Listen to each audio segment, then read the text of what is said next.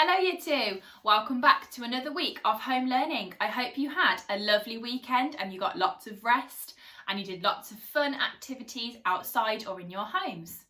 This week I'm going to be doing reading with you. But first, let's have a look at some of the awesome work that you have sent in to our Year 2 email address. Well done to Grace in 2SH, who had lots of fun with practicing those different games that Mrs. Haynes showed us. Well done to Ed in 2L, who had a go at the Chili 3 challenge and made his own game and even wrote out the instructions so that other people could play it too. And well done to Molly in 2CH, who also decided to make up her own game. Yes. Find a word. Sayers. I just. S-A-Y-S. Okay. And well done to Chloe, who had lots of fun playing the different reading games. She was so good, she even beat her mum 3 times at this game. Well done to everybody. I'll add 2 dojo points on for all of you now. 1 for enjoyment and 1 for creativity. This week our skill is sequencing. Remember, sequencing is to put things in order. Our learning objective this week is to explore different non-fiction texts. We'll be having a think about what non-fiction is in a moment. Today we're going to be looking at the text that we're doing. We'll also be looking at vocabulary in a moment and seeing if we can spot any new exciting words. We'll be looking at our Viper skill of sequencing in more detail tomorrow. Let's get started. Have a look at these books that are on the screen. What do you notice about them? Do they all look the same? What's similar and what's different about them? If you had to group them, how would you do it? Pause the video and have a discussion now. All done? I've got another task for you. Have a think about which books are fiction and which ones are non-fiction. Remember, fiction means that it's a made-up story and non-fiction are about real-life things. Pause the video and have a think. See if you can write the titles down or draw them. Or you could just have a discussion with the person next to you.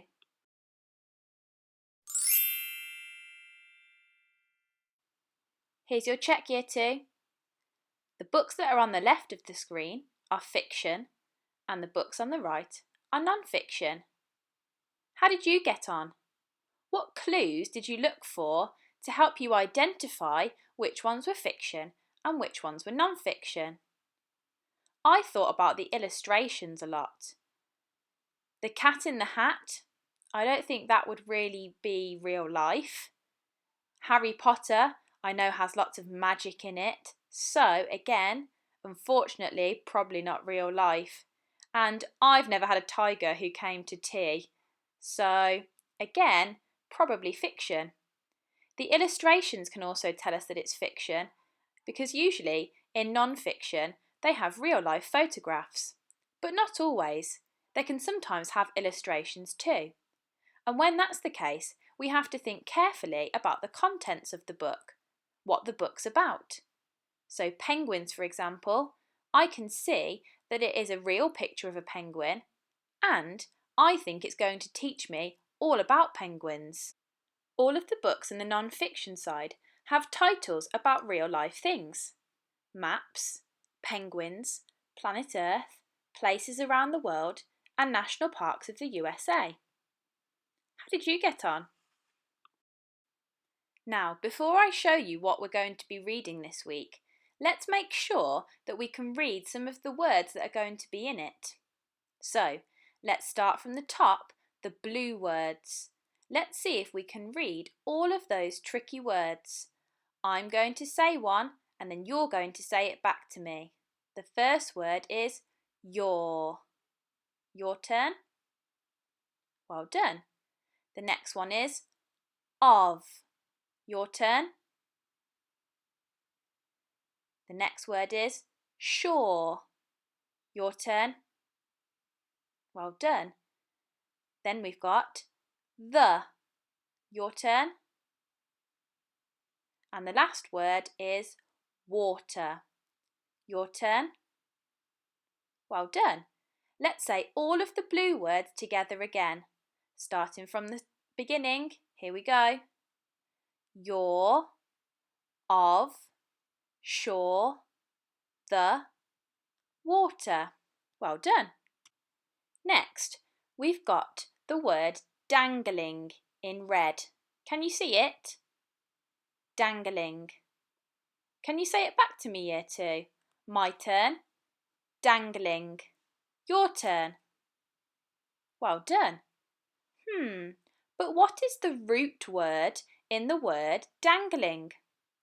Pause the video and have a little bit of a think. How did you get on, Year 2? Did you work it out? The root word in the word dangling is dangle. Finally, we have the word gently in green. Can you see it? I'm going to say the word and then you're going to say it back to me. My turn, gently. Your turn. Well done. What spelling rule can you see in the word gently? Pause the video and have a think. That's right, it's got the ly suffix on it. The root word is gentle, so we've taken off the e and replaced it with that y. Now let's have a look at some vocabulary. You might know some of these words, or they might be new, exciting words.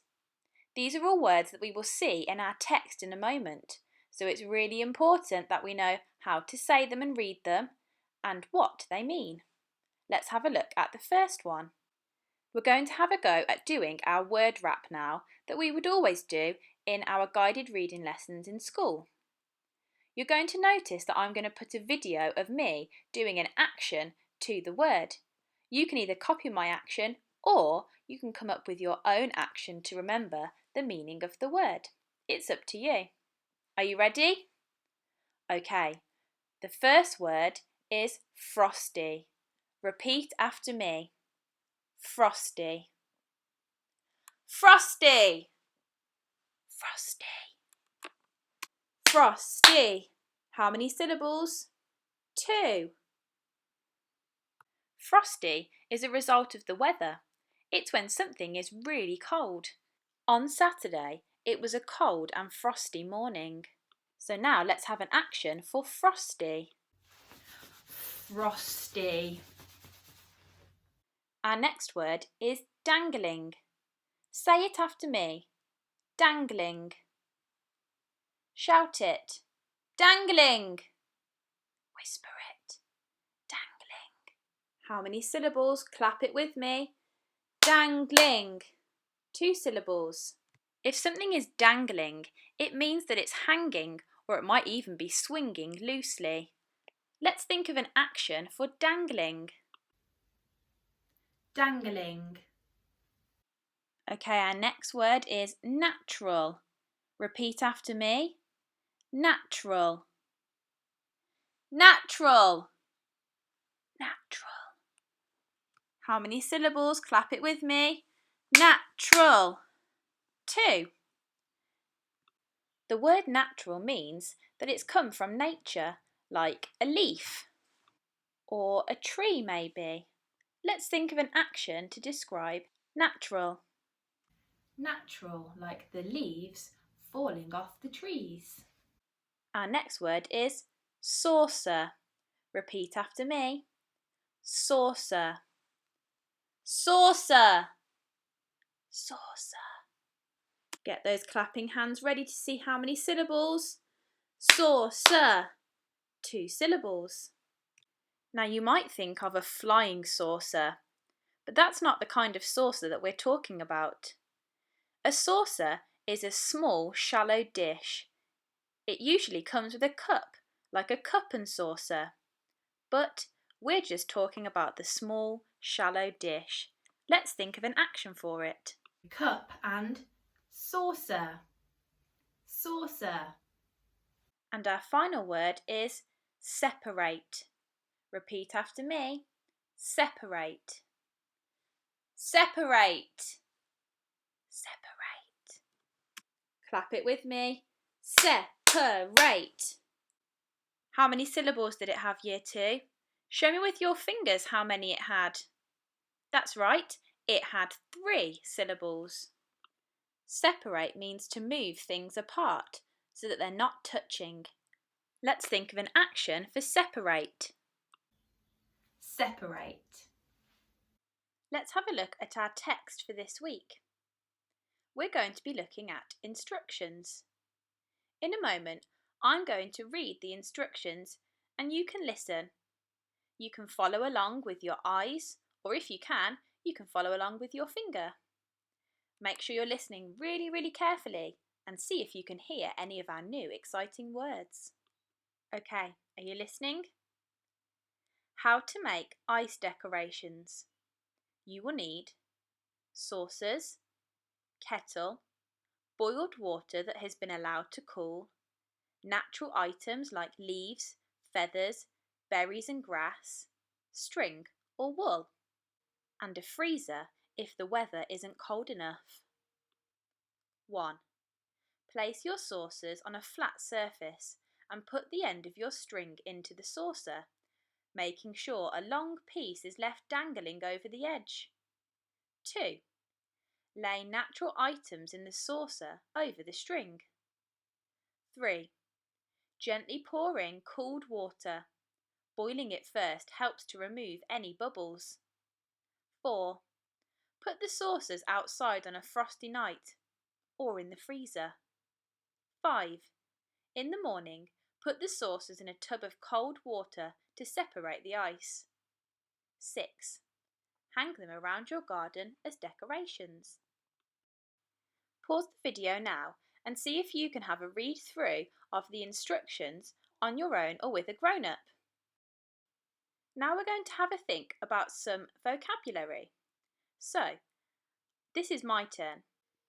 This is from the instructions. It says, place your saucers on a flat surface and put the end of the string into your saucer.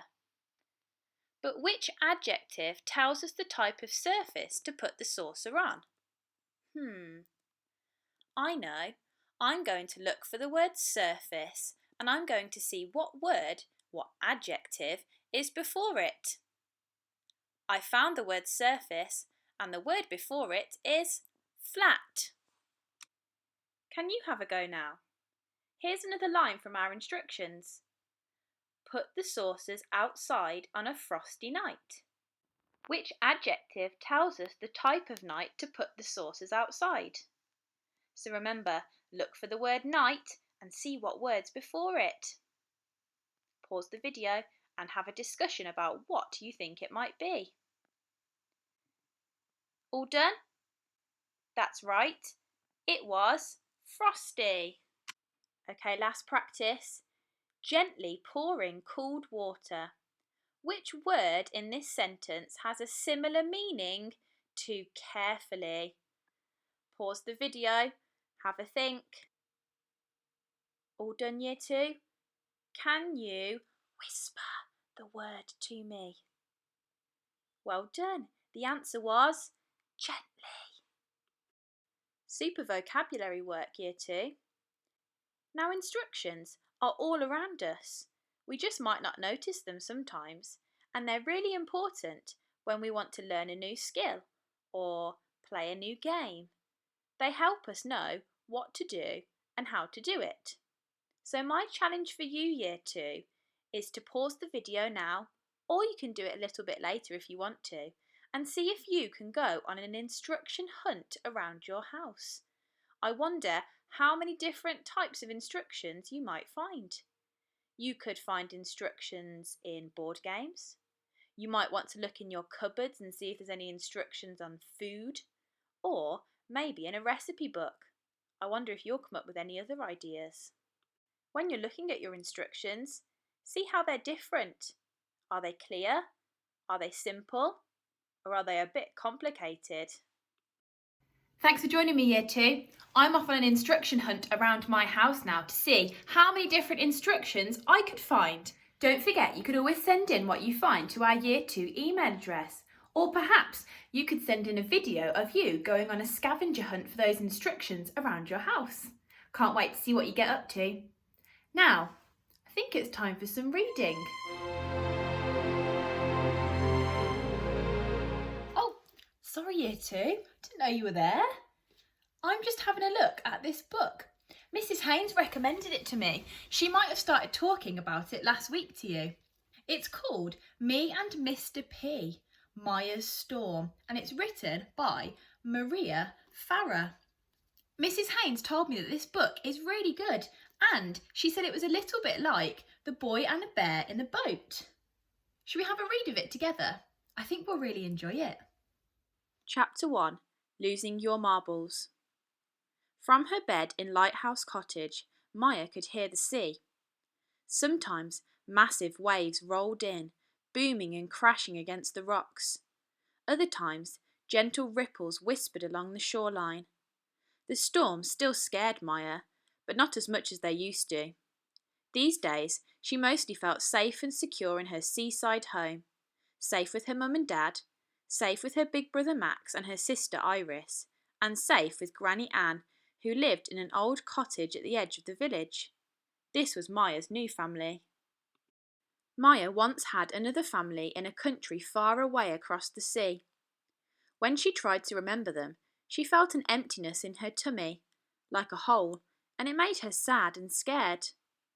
Granny Anne had taken her to the beach and found a pebble with a hole right the way through the centre. "Losing something special sometimes feels like a hole," she said. She held up the pebble so Maya could see the light shining through the hole. "But if you keep looking forward, you'll always find light at the end of the tunnel." Gran had wrapped the pebble in a square of blue velvet and put it in Maya's box of memories.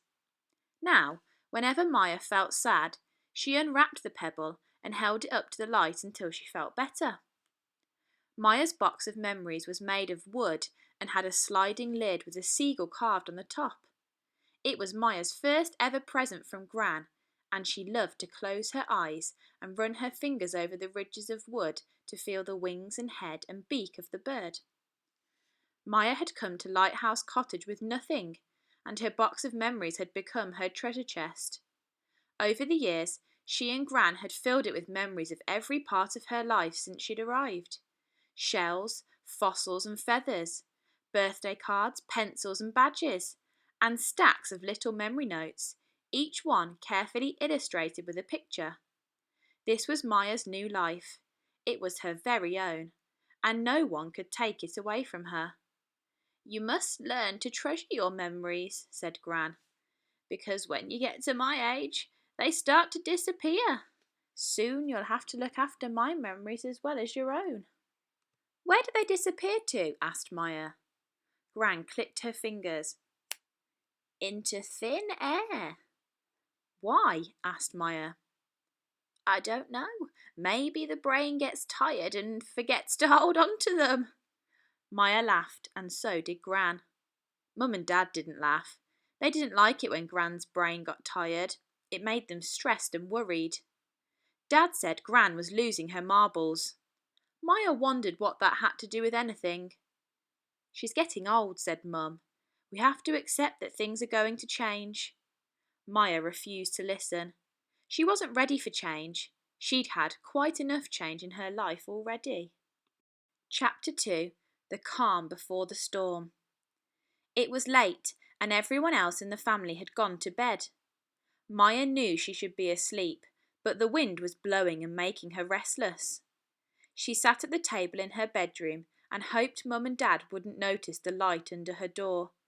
She put the finishing touches to Gran's party invitation.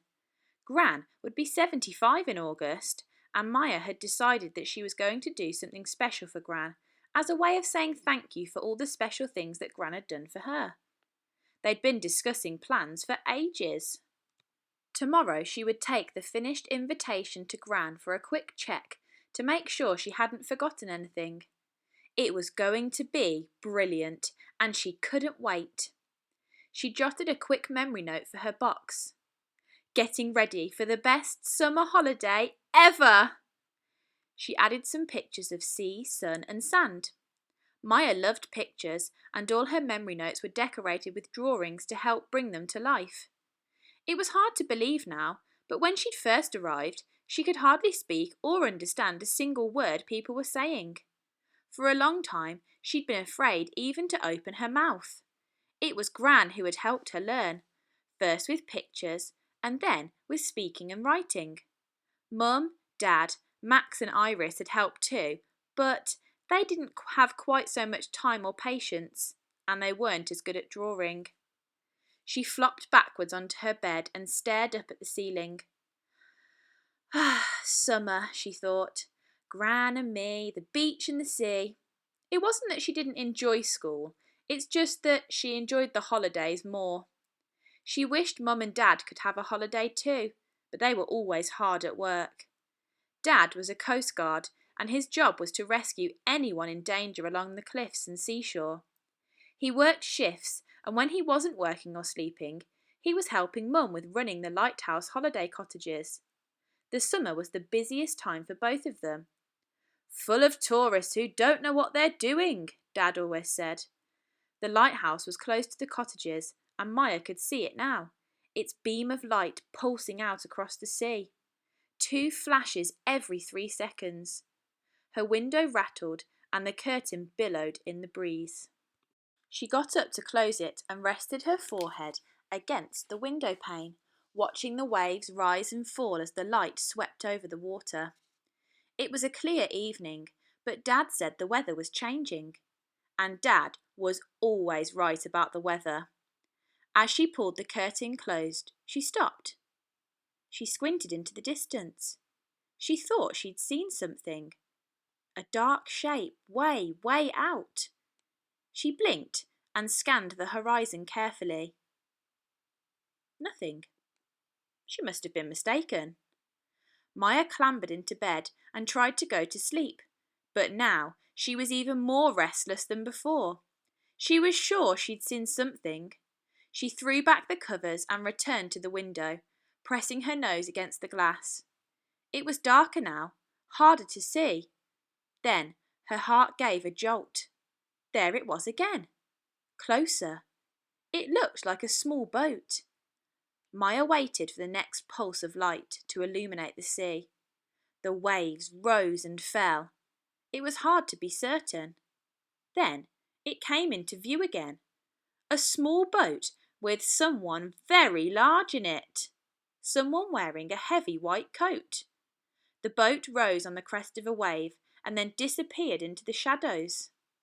Maya ran to wake Mum and Dad. The lighthouse wasn't here for nothing. It was here as a warning to boats and ships about the rocky headland. There shouldn't be anyone that close.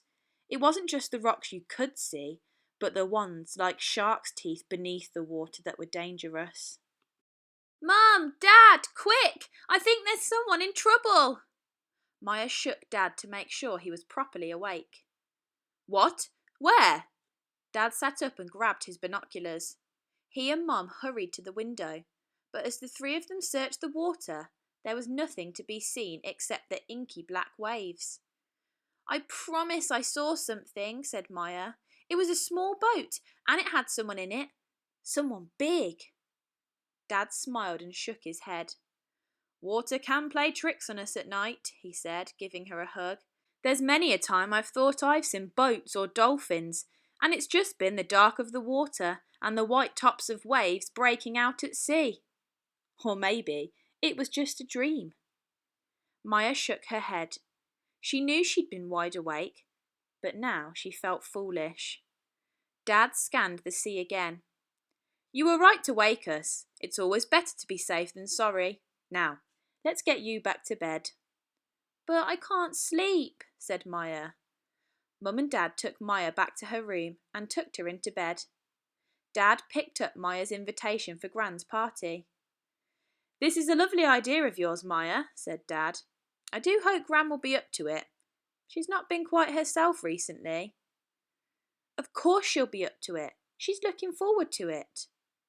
Mum perched on the edge of the bed and took Maya's hand. I know all this business with Granny Ann is a bit unsettling, said Mum, but you mustn't worry about it too much." "I'm not," said Maya. "I've reminded Gran twice that you're going round there tomorrow, so she should remember." "Mum," said Maya, "stop fussing." Maya turned over to face the wall. Sometimes Mum went way over the top with worrying. Dad bent to give Maya a kiss. "No more mystery boat sightings, please." Maya pretended to be asleep and waited until Mum and Dad had gone before creeping to the window one last time. Tomorrow, she decided, she'd go down to the beach with Gran and see if there was any sign of anything being washed up on the shore. Chapter 3. Facing Your Fears. Typical. Why did it always decide to rain as soon as the holiday started? Big fat raindrops splattered against the window, and it was hard to see where the clouds stopped and the sea began. She could hear the waves crashing on the rocks below, and Mum and Dad thumping about downstairs, getting all the sheets and towels ready to do the changeover from one lot of guests to the next. Maya pulled on her clothes, ran downstairs and grabbed a glass of milk and an apple. Gran always had a proper breakfast waiting, so there was no point in filling herself up before she left. She put on her waterproofs and headed towards Gran's house, the invitation in her pocket. When she arrived, the door of Home Cottage stood wide open, and rainwater was pooling on the floor. "Gran! Gran!" Maya called. She did a quick search of the garden and then went into the house. Maya loved Gran's house. Old fishing nets and anchors hung on the wall. Cabinets stood tall, filled with shells and driftwood Gran had collected from nearby beaches, and every surface was covered in photos and paintings of Gran's life from childhood to now. Gran had been brought up in this house and had never moved, even when she married Grandpa Ted. "Granny Ann!" Maya called again, louder this time. There was no sign of Gran, and no sign of breakfast either. Mrs. Ross came round from next door. "If you're looking for your granny, she went out about an hour ago. Said she was off to the beach, though what she thinks she's doing going to the beach in this weather, I have no idea." "Why didn't she wait for me?" said Maya. "She knew I was coming." "Well, time and tide wait for no man," said Mrs. Ross, "and you know your grandmother." It didn't surprise Maya that Gran had gone out in the rain. What did surprise her was that Gran would never go out when Maya was coming over, especially if it was breakfast time. Maya took the invitation out of her pocket and left it on the table. It would be safer here at the cottage. She closed the front door, zipped up her waterproof, and jogged towards the rocky path that led down to the beach.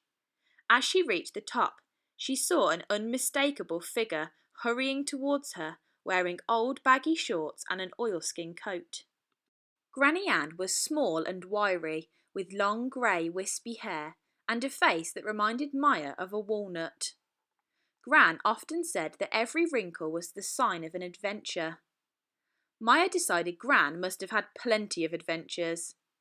As soon as she saw Maya, she stopped. She was puffing from her walk up the steep slope and was hopping from foot to foot, the way she always did when she was worried or excited.